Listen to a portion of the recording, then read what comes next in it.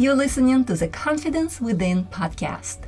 If you are a successful professional entrepreneur who is nonetheless struggling with the fear of public speaking, then you are in the right place.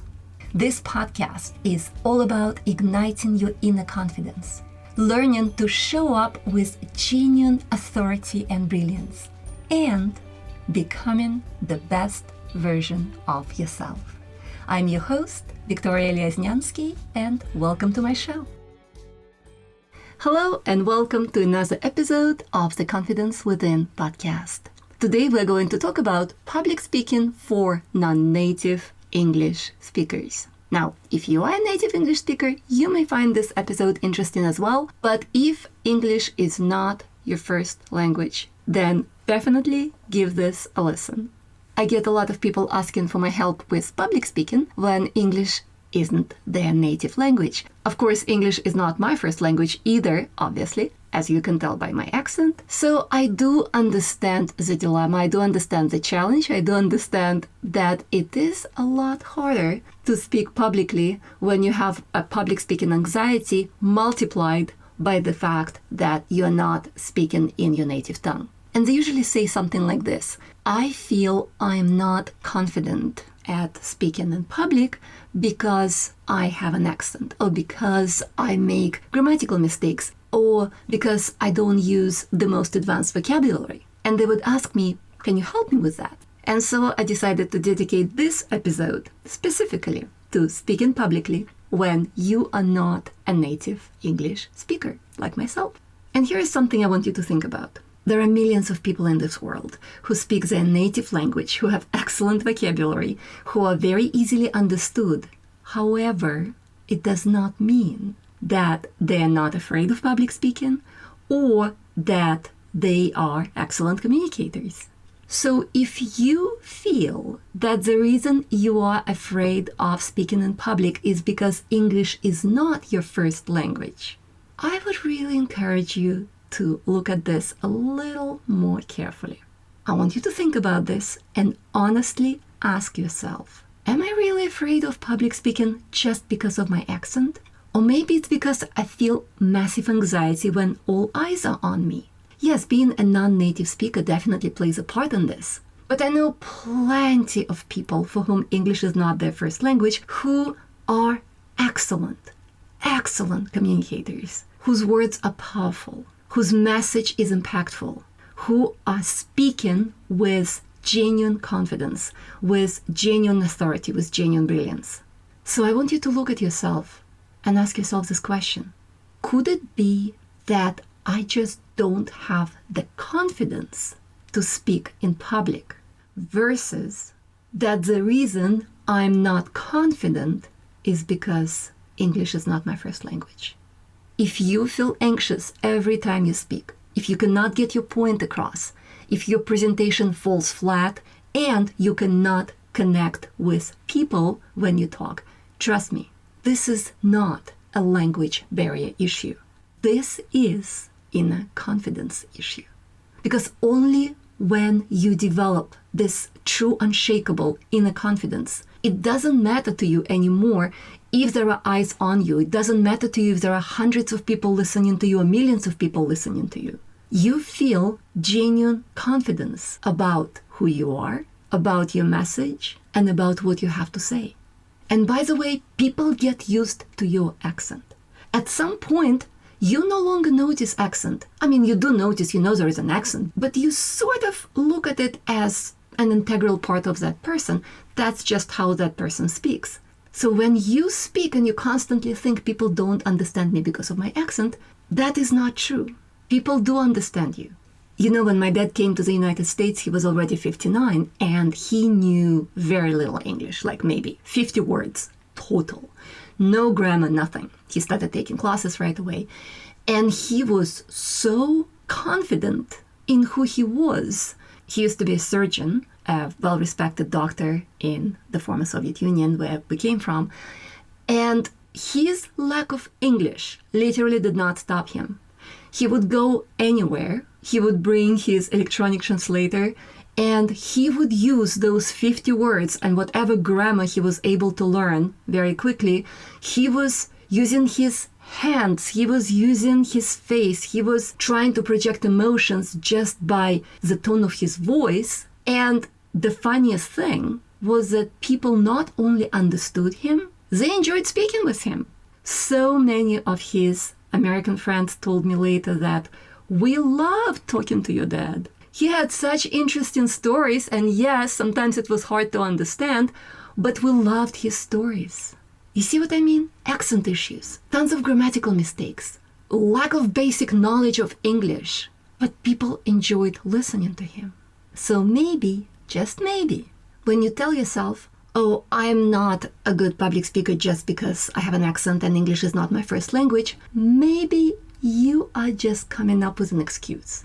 You know, a lot of times we tell ourselves stories that we believe in so much. And those stories are nothing but excuses for us to explain to ourselves why we cannot do something. But if we truly think about it, we begin to realize that those stories are really just excuses.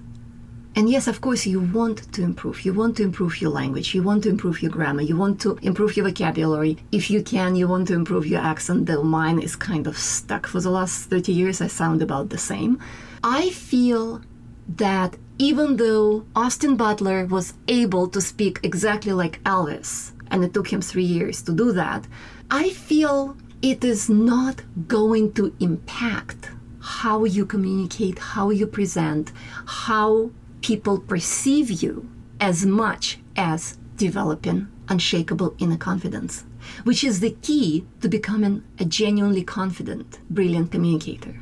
Any client that I've ever worked with who is a non-native speaker, they did not improve their English through my program, but they were able to build this unshakable inner confidence so that they could go out into the world, start that dream business, get that position that they always wanted, teach, coach, host a podcast. They were able to do everything that they dreamed about. And they were able to do all of that with exactly the same English, exactly the same accent. And that's why I know, not just from my own personal experience, but from experience of many of my clients, it does not matter if you are a native English speaker or if you are a non-native English speaker. The process to develop your unshakable inner confidence is exactly the same. But while you're working on your inner confidence, I do have a few tips for you to try in the meantime. So if English is not your first language, here are the 3 things I want you to focus on outside of developing your public speaking confidence. Number 1, try to slow down. Oh, this is so hard. This is really a huge problem for me because in my native language, I am a very fast speaker. And so I had to learn to slow myself down and speak with a lot more pauses than I normally would if I wasn't thinking about it. And another reason to slow down is because when you speak fast, usually it's a sign of nervousness. And I do know speakers who are not nervous. It's just their style to speak fast. They just speak fast. And that's fine. But in general, whenever you do speak fast, people assume you're nervous. Tip number 2, do not use words which meaning you're not sure about. I know we all want to sound sophisticated. We all love using words that are outside of our everyday regular vocabulary, but only use those words if you're sure that you know their meaning. And this is another limiting belief that a lot of people have.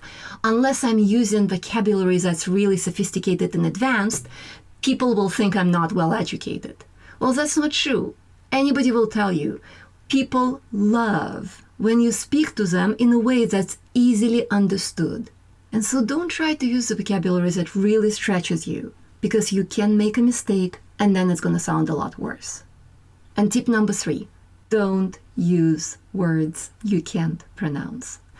I wish somebody gave me that advice when I started my Nutty Scientists of Houston business, because as it turned out, I cannot pronounce nutty. N-U-T-T-Y, nutty, like crazy, professor, nutty scientists. For the life of me, I don't understand why I can't say it. In my mind, it sounds right. But then when I call somewhere, for example, and I would say, hi, this is Victoria with Nutty Scientist, they'll be like, what company? I had to go to my kids and ask them to train me, and they would spend hours and hours training me and laughing at me and making fun of me how I could not pronounce one simple word. Now, let me just say that my accent and me not pronouncing nutty right did not prevent me from making my Nutty Scientist of Houston franchise the number one franchise among all Nutty Scientist franchises in North America. But it did make me feel very uncomfortable many times when I had to introduce myself. In other words, that I simply refuse to say, and I never use it, and I always replace it with a synonym, is SHEET. I never say that. I always say a document, a piece of paper, whatever else is applicable in that situation, because I have real trouble with pronouncing E and I differently. I cannot pronounce them correctly when I'm speaking. And so I'm staying away from the word SHEET simply because it sounds a lot like another word, which would not be that acceptable in a normal business environment. So this were just a few tips to keep in mind to make your life a little easier. However, it does not matter if you have an accent. It does not matter if you don't use highly sophisticated language and highly sophisticated vocabulary. It doesn't matter if you make occasional grammatical mistakes. The only thing that matters is that you speak with genuine confidence, with authority, with assertiveness, with passion, with brilliance. That's what makes a difference. That's what matters. Because what matters is how you make people feel when you speak. And that, my friends, has nothing to do with an accent. So my biggest advice to you is do not waste your time focusing on the language alone. Invest your time into learning how to become genuinely confident in who you are, how to develop this unshakable inner confidence that will help you speak in front of any audience in your work or in your business.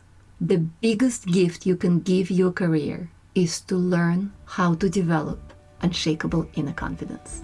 And if you would like to learn more about my Brilliant Speakers Academy program, then head over to www.brilliantspeakersacademy.com and click apply. I'll send you complimentary training on how my proprietary system helps you overcome your fear of public speaking for good and how it is different from anything else out there. I'll see you next week. Bye for now.